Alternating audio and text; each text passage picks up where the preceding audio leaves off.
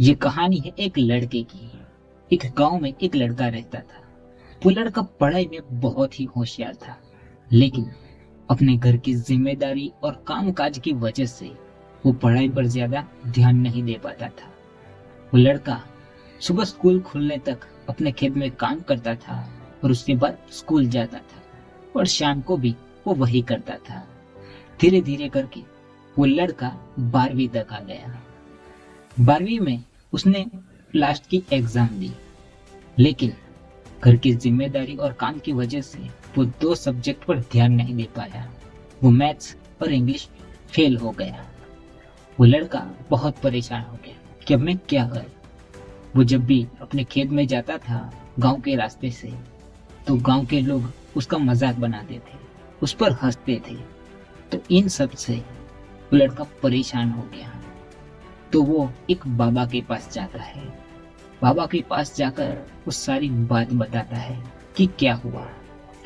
तो वो बाबा उसे एक बात बोलते हैं कि कल सुबह तुम जब भी अपने खेत में जाओ तो अपने साथ एक पानी का लोटा लेकर जाना, लेकिन उस लोटे में से एक भी बूंद नीचे नहीं गिरना चाहिए। वो लड़के ने बिल्कुल ठीक वैसा ही किया। वो लड़का अपने खेत में जाने के लिए निकला और साथ में लोटा लेकर भी निकला, लेकिन उसका जो पूरा ध्यान था वो उस लोटे पर था, जिसकी वजह से उसके गांव वालों के ताने, उनका मजाक उसको सुनाई ही नहीं दिया और वो सीधा अपने खेत में चला गया।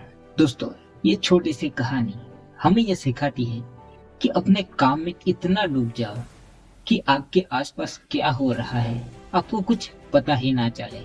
अपने काम में इतना फोकस हो जाओ कि ना आपको लोगों की बातें, लोगों के ताने आपको कुछ सुनाई ही ना दे। जिस तरह से कैमरा कैसे अपने सब्जेक्ट पर फोकस करता है और आसपास की चीजों को ब्लर कर देता है, ठीक उसी तरह आप अपने काम में इतने फोकस हो जाओ, अपने गोल में इतने डूब जाओ कि आपको आसपास क्या हो रहा है वो कुछ समझ में ना आए।